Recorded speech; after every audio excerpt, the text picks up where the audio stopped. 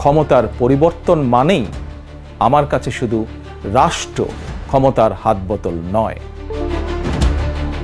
তারেক রহমানের অপেক্ষায় বিএনপি, কবে কখন তিনি দেশে ফিরবেন সেই আশায় প্রহর গুনছে দেশের বৃহত্তম রাজনৈতিক দলটির সর্বস্তরের নেতাকর্মী ও সমর্থক।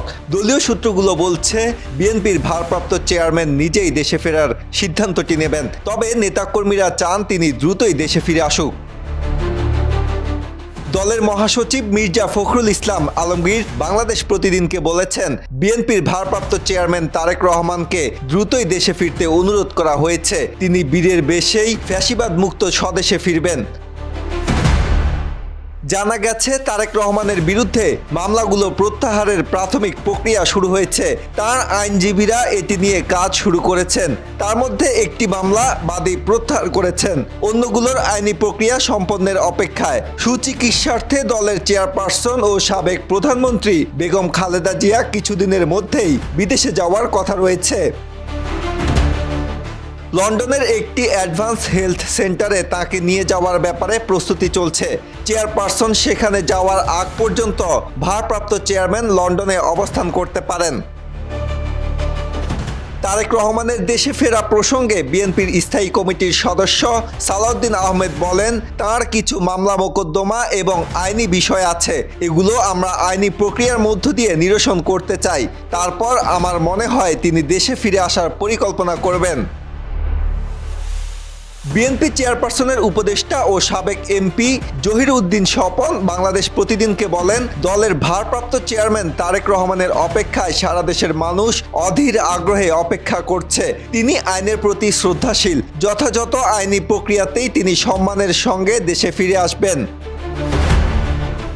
বিএনপির আইন বিষয়ক সম্পাদক ব্যারিস্টার কায়সার কামাল বলেন, তারেক রহমান এই মাটির সন্তান, তিনি অবশ্যই তার নিজ দেশে ফিরে আসবেন। আমরা ফ্যাসিস্ট হাসিনা সরকারের দেওয়া মিথ্যা মামলাগুলো আইনগতভাবে মোকাবেলার প্রক্রিয়া শুরু করেছি। এর মধ্যে বেশ কিছু মিথ্যা মামলা এখন বাদীরাই প্রত্যাহার করে নিতে শুরু করেছেন। 2008 সালের 11 সেপ্টেম্বর তারেক রহমান দেশ ছাড়েন। এরপর তার বিরুদ্ধে একের পর এক মিথ্যা মামলা দেওয়া হয়। যাবজ্জীবন সহ 4 মামলায় তাকে দেওয়া হয় সাজা। তারেক রহমানের বক্তব্য প্রচারেও নিষেধাজ্ঞা দেওয়া হয় উচ্চ আদালত থেকে। 5 আগস্ট শেখ হাসিনা পদত্যাগ করে দেশ ছেড়ে পালিয়ে যাওয়ার পর ওই দিনই দেশের সব গণমাধ্যম তারেক রহমানের বক্তব্য প্রচার শুরু করে। তারেক রহমানের সম্মতি পেলে তার সাজা স্থগিত চেয়ে সরকারের কাছে আবেদন করা হবে বলে জানিয়েছেন বিএনপির আইনজীবী ফোরামের সভাপতি অ্যাডভোকেট জয়নুল আবেদিন।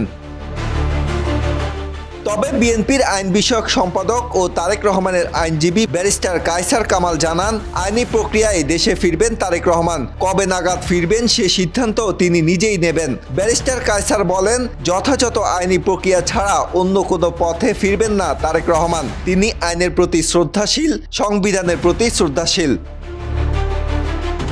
দলীয় সূত্রে জানা গেছে, তারেক রহমানের বিরুদ্ধে অর্ধশতাধিক মামলা রয়েছে।